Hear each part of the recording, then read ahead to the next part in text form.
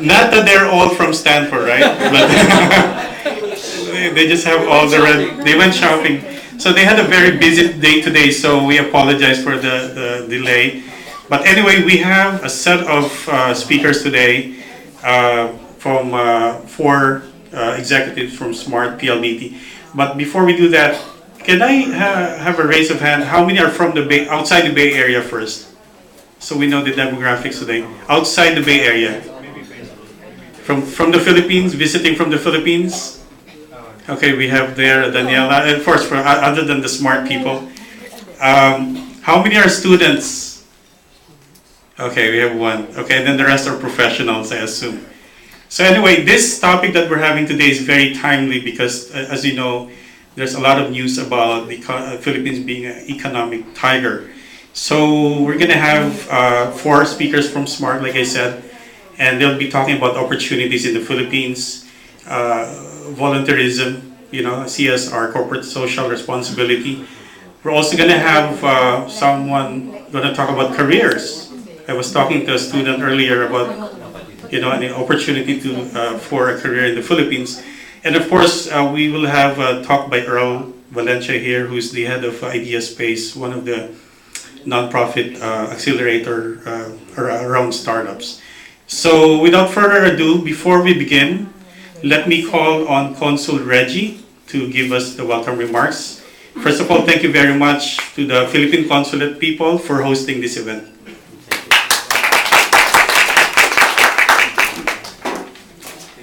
Thank you very much, Arnold. Annette Santiago, Ms. Annette Santiago, Group Head, I would like to acknowledge her, Human Resource, Smart Communications. Mr. Ramon Isberto, Group Head, Public Affairs, PLDT-SMART. Kat Luna-Abelarde, Vice President, First Vice President of PLDT Small Medium Enterprise Group. This is quite a heavy group, heavy loaded. Kathy Cara, Vice President of Postpaid of Smart Communications. Mr. Earl Valencia, Vice President of Corporate Innovation and President of Idea Space Accelerator. Ms. Christina Laskowski and Stack Officials President. Mr. Arnold Pedregal and Power ng Pinoy team. Allow me first to thank Earl Valencia, who has been a consistent partner of the Philippine Consulate General, Stack Silicon Valley, and Power ng Pinoy in supporting Philippine startups and Philippine talents here in the Bay Area, for reaching out to us in organizing almost a SRO event. I see some people standing up behind, so SRO na nga.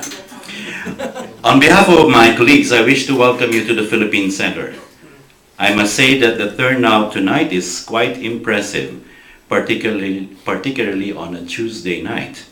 It just proves how highly regarded PLDT and Smart Communications are in the Bay Area, and how attractive our topic is for tonight. We continue to be overwhelmed with the positive news about the Philippines.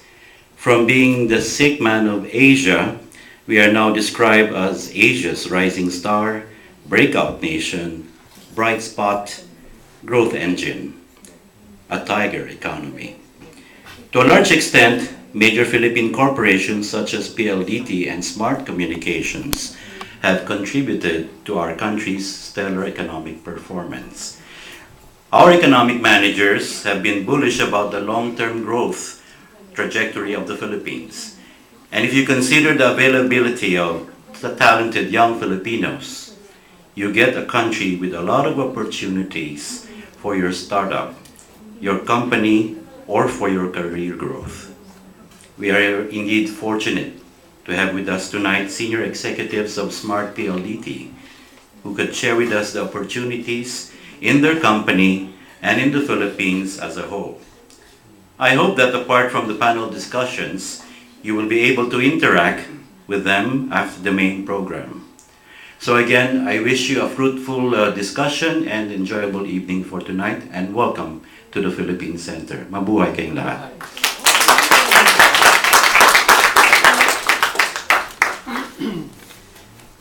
Thank you, Consul Reggie. Before we begin with the first speaker, let me tell you about the format. So right after each speaker, please hold off on your questions, so we'll have all the panels come to the front towards the end. So for our first speaker, it will be Miss Katrina Luna-Abelarde, who's going to be talking about some primers about the Philippines. You've been hearing about the economic growth, and she'll be talking about the business aspect of it, what do we expect, and for those of you who have not been to the Philippines, this is a good thing, good information. So, Ms. Abelarde.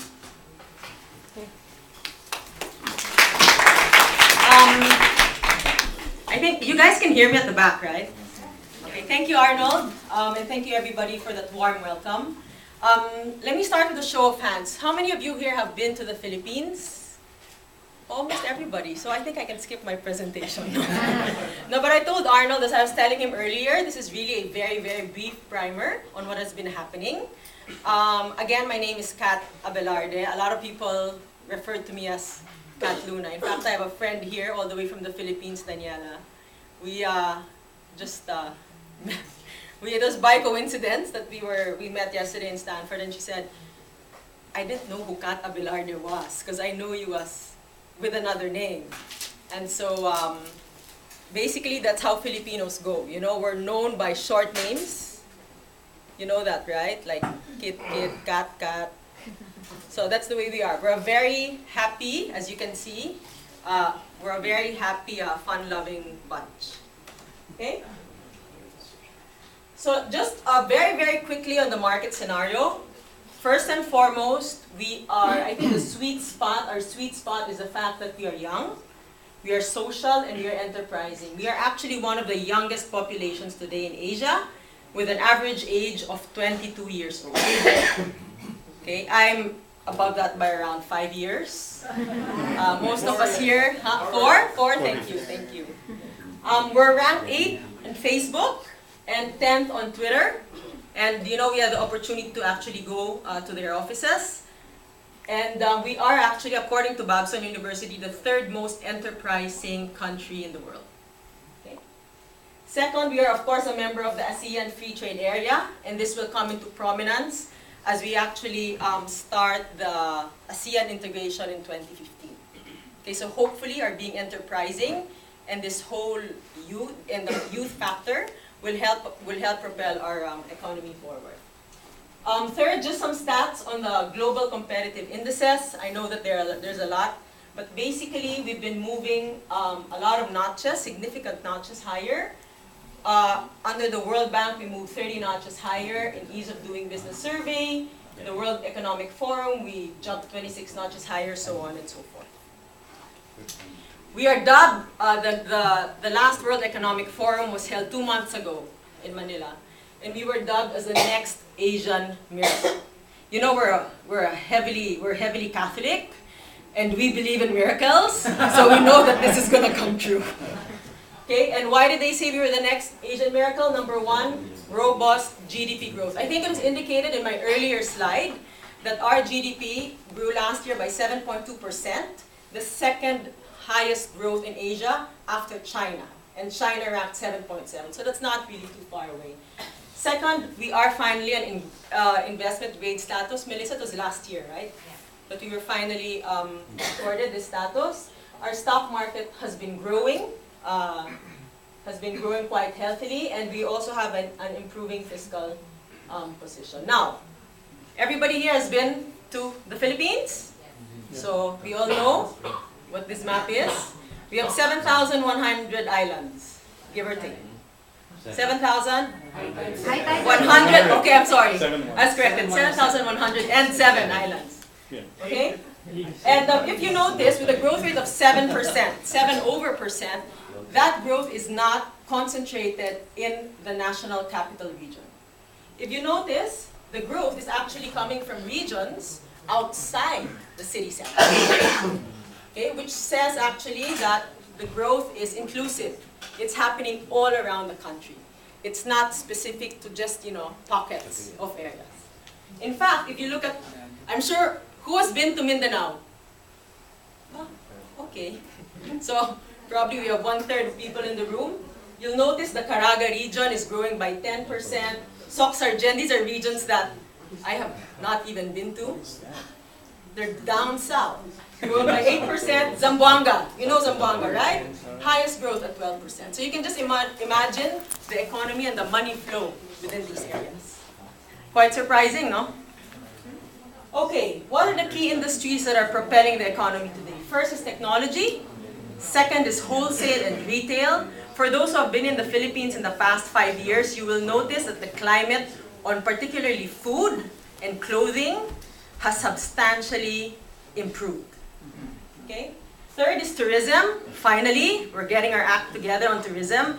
The country is a beautiful country, and please come over and explore the other islands. And lastly, because of the growth in all these areas, real estate and construction is growing at a phenomenal rate. Okay, let me just give you some stats. Technology sector, particularly the business process outsourcing sector. We are first, Jovi, correct? We are number 1 in terms of call center in the world. We are number 2 in terms of KPOs, and this growth, I think, this phenomenon started around 10 years ago, correct? 10, 12 years ago, and it still continues to grow at double-digit year-on-year. Why the Philippines? First, our literacy rate is at a very high 92%. We are the 3rd largest speaking English country in the world. We produce around 400,000 university graduates every year, and of course, this is highly, this is really pushed by our low labor and operating costs. And there are other areas in the KPO sector that we also want to start getting into, such as accounting, bookkeeping, software development, payroll processing, legal and medical services. Tourism. If you notice in terms of revenue, it's not yet growing that fast, but I think it's because a lot of the revenues and a lot of the services that are provided under the tourism sector probably are not within the city centers. Okay, they're in the provincial areas. So they probably don't get recorded as of now. But in terms of tourist arrivals, that grew by a very hefty 45%. And if you notice, there are a lot of improvements that we are doing on infrastructure, and hopefully by 2016, we should reach that lofty 10 million target in terms of arrivals. So please do support and contribute. In terms of the top 3 visitors, first is Korea, followed by the US, and lastly, we still have Japan on the top 3 list. Retail. Okay, this is a big area. Because of a higher salaries, more people have jobs, propelled of course by the call center. We're also seeing a lot of money going into commerce. Okay? So our sales has hit 1.5 trillion in 2013. Hopefully that continues to increase by 2017. And what we've been seeing is an influx of foreign brands from the US, from the UK, Australia. I think 5 years ago we didn't have these brands in Manila. Today it's like walking in probably whatever brands you have here, we already have back home. And the malls just keep on coming and coming. Okay? What happens now to our local enterprising community? Now the quality has started to move up. Okay, so there's that halo effect on the local community. It's not that it's stopping entrepreneurship. In fact, it is challenging our local entrepreneurs to up the ante. Okay, again, I said this earlier, disposable income is higher. There's around 242,000 of square meters of usable areas in the malls. You know, we're a malling country. And we forecast around 40 new malls to open in the next 2 years. And these brands, I'm sure you're very familiar with these brands. When the ASEAN integration happens and it goes full swing, by 2016, we foresee this to quadruple. Construction, again, because of all of that activity happening, this naturally starts moving up. Okay? So 21% growth in infrastructure projects, both residential and non-residential or commercial real estate is moving up. Okay? What is driving this? Again, first, the growth of tourism. Second, the growth of BPO.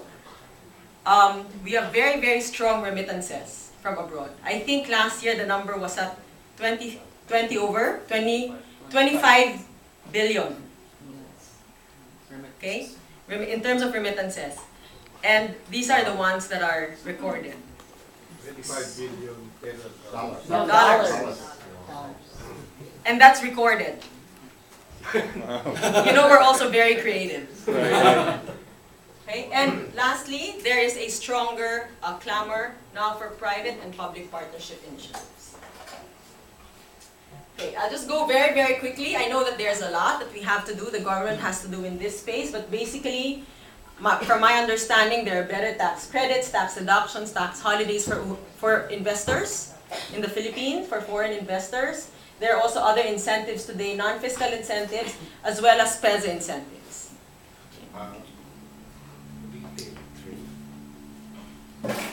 Okay, now let me just move on from that primer into PLDT and how we are positioning because of all of this growth. First and foremost, when you talk about the telco group, we're talking about the fixed line, which is PLDT. Second is our wireless business, and that is pushed by the brand Smart and Sun. And lastly, we also have our ICT company called ePLDT. Okay. Now across all of these companies, the brand or the market, we have actually restructured ourselves according to market segments. So we have 4 main market segments. The first being the home. Okay, and we are all these segments are represented here today. So our representative from home is Mr. Gary Duhali, so he's back there. Hi. Okay. Second is we have a lot of representatives from individual. Our next speaker, Kathy, is actually from the individual business. I am from the enterprise business. I handle the small and medium enterprise. I have a counterpart, Mr. Hernandez, Jovi, who handles the large enterprise. And lastly, we also have our international business. In fact, just last month, we launched our Smart World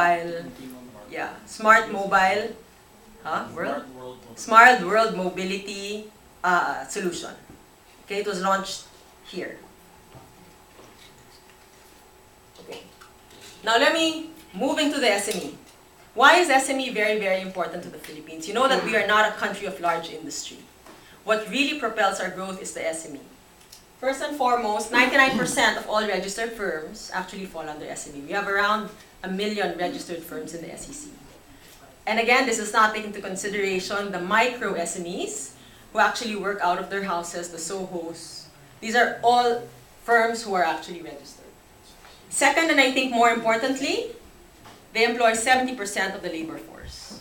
And that's what puts money and food on the table every single day. Okay? Now, I think it's very, very exciting. I've been in this business for the last 6 years. It's been 6 years since we established the Small and Medium Enterprise Group. And I have actually seen the development in terms of the mindset of the entrepreneurs. Previously, they used to look at telecommunications as cost and they didn't want to invest. Today, that is shifting, again, because of globalization and because of competition. And they realize that the only way to move forward is to adopt and to embrace technology. Because after all, it's the only way really to compete and to actually level up with the bigger guys. So we actually have a vision in the group. Previously, it was a very, very mundane vision. It was basically to make sure that all entrepreneurs get connected locally and to the world. And around 3 years ago, when I saw that the climate was getting more exciting, I said, you know, I think it's time to put forth a bolder vision. And so this is it today, to nurture and bring forth a new generation of globally competitive Filipino entrepreneurs. And of course, how will we do that? And our mission is to actually provide our entrepreneurs with cutting-edge technology solutions which are easy to use and easy on the pocket. Now, this is our network infrastructure. I am not the authority. We also have the authority here, but let me just go through it. Basically, we have 3.5 terabits in terms of operating capacity. Our aspiration is to have 100,000 kilometers of fiber by the end of 2014. Okay, and again, please note that it makes it a little bit tougher for us because we are an archipelago. So we gotta do the land thing and the undersea thing. We have 4 cable landing stations with 26 peering partners all over the world. We have close to 30,000 cellular base stations. Today we have 3.5 broadband subscribers, and that continues to grow by double digit every year. And in terms of mobile, we command the largest share at 70% of the market. My numbers are correct? 63. 63, okay. We can round that off. 70. Round up. We round up. Okay, and so this is the offering strategy. Again, in SME, as we do in all other businesses, we cut across all companies. Okay, we cut across all platforms: fixed, wireless, ICT. Okay, and we have our 3-pronged strategy. First is superior bundling and partnerships. After all, if you want to conquer the world and make our entrepreneurs globally competitive, we need to be able to partner with the best. We're definitely not going to do it alone. Second, there is a wide clamor for mobility and M2M solutions. Okay, and that's something that we're also investing in very heavily. And lastly, it really is all about information communication technology and the cloud. Again, just some samples. So if you notice, our DSL, our landlines, they come with laptops, they come with mobile devices. So this is what we want to do. This is what we try to do to make everything more affordable for the SME so that they get it, in a one-stop shop type of scenario. Okay? On mobility, this is what we aspire to do for the year and maybe until next. We have merchandising solutions. We have pharma solutions, credits, rewards. So everything will really emanate from your handheld. Because after all, for entrepreneurs, what's with them all the time is their handheld device. And what they want to do is balance work and play. And they have to do that over a device. They want to be out vacationing with their family, because after all, entrepreneurship, they say, is a lifestyle. But at the same time, be able to manage their businesses. So again, with technology, that dream, that aspiration is already becoming a reality. Okay, just on ICT and cloud, and our Chief Operating Officer is here, Nerys. Is she? Okay, she's somewhere here. Ah, there, okay, sorry, Nerys. Yeah.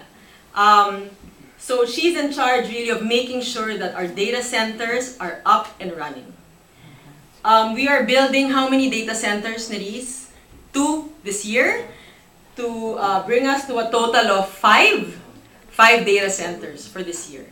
So if you notice, a lot of companies now are really starting to offload their data. They realize that if I want continuity in my business, I gotta start partnering also with the telco.